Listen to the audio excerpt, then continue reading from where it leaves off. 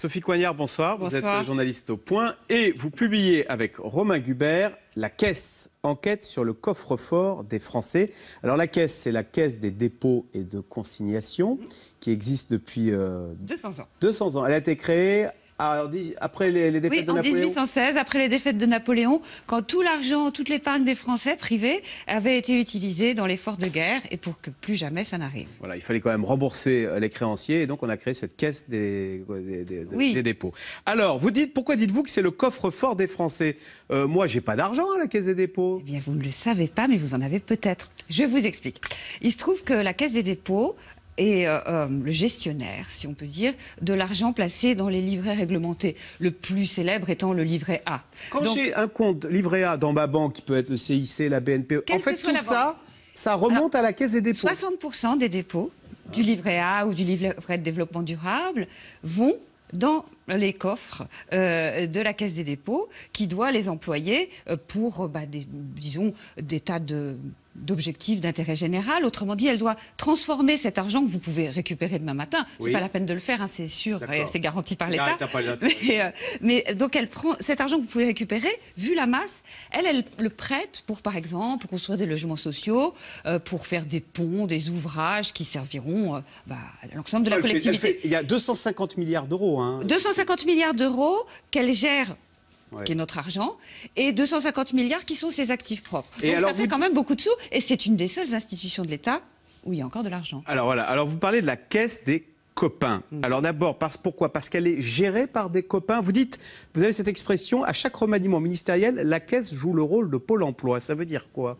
C'est un petit peu ça, c'est-à-dire que, en fait, si vous regardez par exemple le comité directeur de la Caisse, vous allez trouver des gens qui sont de purs technocrates, mais vous allez aussi trouver une espèce de lasagne, de millefeuille de personnes qui viennent de tous les cabinets ministériels depuis Lionel Jospin et même avant. C'est-à-dire que c'est un des endroits où les anciens, concrètement, de Nicolas Sarkozy ou de l'équipe de Hollande sont passés ou passeront par la Caisse des dépôts. Dernier exemple en date, l'ancien chef de cabinet de François Hollande. L'ancien chef de cabinet de François Hollande, il a fait ses valises un petit peu avant l'heure, comme beaucoup de gens qui ont quitté le navire, comme vous le savez. Et donc, je crois qu'il veut faire de la politique du côté des Alpes du Sud, et il a opportunément trouvé un job à Chambéry, c'est-à-dire pas loin du lieu où il veut se faire élire, je crois que c'est dans la ville de Gap. Et des exemples comme ça, il y en a beaucoup. Des anciens cabinets ministériels, de Jospin, de Fillon, de tout le monde. Voilà, ou le fils d'un ministre. Voilà. Et même le fils de Jean-Yves Le Drian. Donc alors, on s'embauche entre soi à la Caisse des dépôts. Il y a un beau patrimoine immobilier. Alors ça, vous dites, c'est un tabou. On n'arrive pas à avoir la liste, mais il y a des appartements luxueux.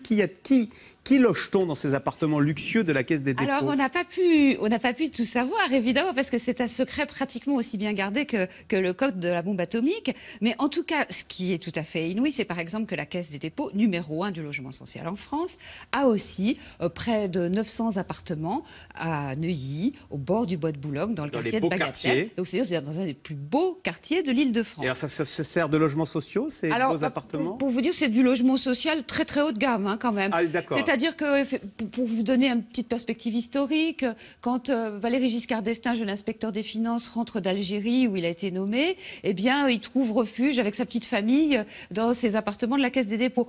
Plus près de nous, Rachida Dati a eu quelques démêlés avec un bailleur qui était d'ailleurs, c'était pas. Donc c'est pour caser, on y loge les copains de la République. Alors, voilà. On y loge quand même beaucoup plus de nomenclatouristes que de Français moyens, il faut bien le dire. Alors, vous dites que c'est une banque qui est au service de l'État. Ça veut dire quoi? Ça veut dire que quand on a un problème et qu'on a besoin d'argent, gling gling. Ça ne devrait pas être comme ça. Mais alors, voilà, c'est toute l'ambiguïté de la chose. Normalement, c'est notre argent. C'est ce qu'on a dit au début. Devrait être et bien d'ailleurs, géré. Oui, alors qui d'ailleurs n'est pas toujours mal géré. Enfin, il y a des bons professionnels. Le problème, c'est l'ensemble des dévoiements qu'on raconte dans notre livre. C'est les stations de ski en Tchétchénie, c'est le fait de faire plaisir à tel ou tel puissant, à Luc Besson, qui veut faire sa cité du cinéma, ou à la maison de disques de Carla Bruni quand elle a des difficultés. Mais sur le fond, la Caisse a été construite pour être indépendante du gouvernement et sous la protection du Parlement. Toujours pour protéger des folies du pouvoir.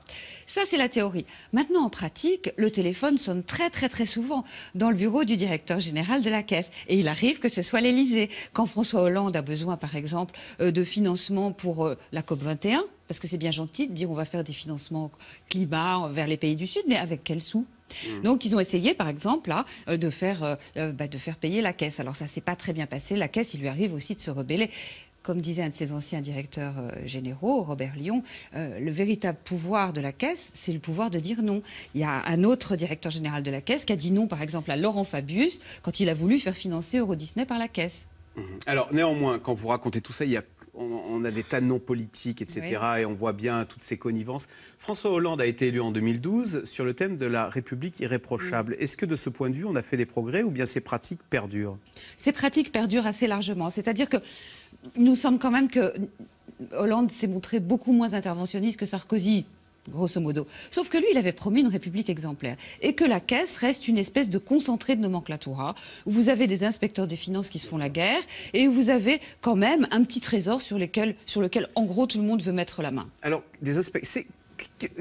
c'est quoi le CV des gens qui ont la chance de participer à ce petit club où vous décrivez, on s'embauche entre soi, on se refile les bons appartements, si on a un problème, on a besoin d'argent, on va solliciter la Caisse des dépôts.